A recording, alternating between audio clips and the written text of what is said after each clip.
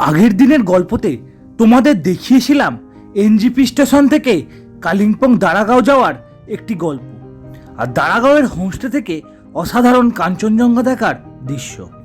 আজকের গল্পে তোমাদের দেখাবো দারাগাঁও থেকে কালিম্পংয়ের আরেকটি গ্রাম তাকদা যাওয়ার গল্প।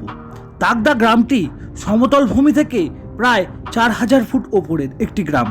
কালিম্পং থেকে দার্জিলিং যাওয়ার সময় এই গ্রামে পারলে রাত কাটিয়ে যেতেই পারেন। দিনটা ছিল 9ই ফেব্রুয়ারি। সকালের ব্রেকফাস্টটা সেরে নিলাম দারাগাঁওয়ের হোমস্টে থেকে, নান পরোটা আর ঘুগনির সাথে। এখানকার খাবারের টেস্টগুলো একটু অন্য রকমের। খাওয়া দাওয়া করে রেডি হয়ে বেরিয়ে পড়লাম তাকদা যাওয়ার উদ্দেশ্যে।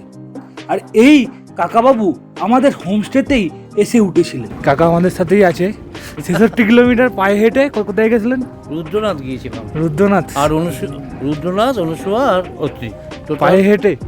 হ্যাঁ, তো ওখানে তো পায়ে হেঁটে ছাড়া কোনো উপায় নেই। 66 কিলোমিটার। 66 কিলোমিটার হচ্ছে, রুদ্রনাথ হচ্ছে 22-44 কিলোমিটার। আর কাকা রিটায়ার পাচ্ছেন। আমার এখন 64 প্লাস। 64 প্লাস এই বয়সে, মানে আমরা পাচ্ছি না। ঠিক আছে কাকা, এলাম। হ্যাঁ, যাই হোক, দারাগাঁওকে টাটা করে এক পাহাড় থেকে আর এক পাহাড়ে যাওয়ার উদ্দেশ্যে গাড়িতে চড়ে ফেললাম। কিছুক্ষণ গাড়ি চলার পর আমরা এসে পৌঁছালাম কালিম্পংয়ের সবথেকে সুন্দর একটি পার্ক, ডেলো পার্ক বা দেউলো পার্কে। কালিম্পংয়ে এসে কেউ যদি প্যারাগ্লাইডিং করতে চান তাহলে এই ডেলো পার্ক হলো সেই আদর্শ জায়গা।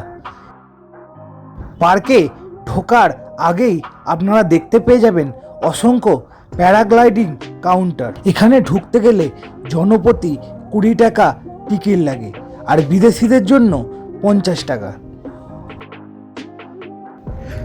কালিম্পং শহর যে দুটি পাহাড়ের মধ্যে দাঁড়িয়ে আছে তার মধ্যে ডেলো হিল একটি। এই পাহাড়ের উপর থেকে কালিম্পংয়ের বিভিন্ন গ্রাম ও কালিম্পংয়ের বিভিন্ন শহরকে খুব ভালোভাবে দেখা যায়। আর এখানে এলে আপনারা দেখতে পাবেন এই সুন্দর কাঞ্চনজঙ্ঘাকেও। প্রিয়জনের সাথে গেলে এখানে আপনি একান্তে বসে অনেক সময় কাটাতে পারেন। পাহাড়ের চূড়ায় বিনোদনের উদ্দেশ্যে এই পার্কটি মূলত তৈরি, যেখানে বহিরাগত অনেক ফুল রয়েছে। পার্কটি পর্যটকের পাশাপাশি স্থানীয় লোকদের একটি পিকনিক স্পট। সামগ্রিকভাবে দেউলো কালিম্পং শহর এবং পার্শ্ববর্তী পাহাড়গুলোকে 360 ডিগ্রি ভিউ প্রদান করে। ডেলো পার্ক থেকে বেরিয়ে তিস্তা নদীর সৌন্দর্য উপভোগ করতে করতে গাড়ি এগিয়ে চলল। আঁকাবাঁকা অনেক পাহাড়ি রাস্তা পার করে আমরা পৌঁছে গেলাম লাভার্স ভিউ পয়েন্টে। হানিমুন কাপেলদের জন্য সবথেকে আদর্শ জায়গা হচ্ছে এই লাভার্স ভিউ পয়েন্ট।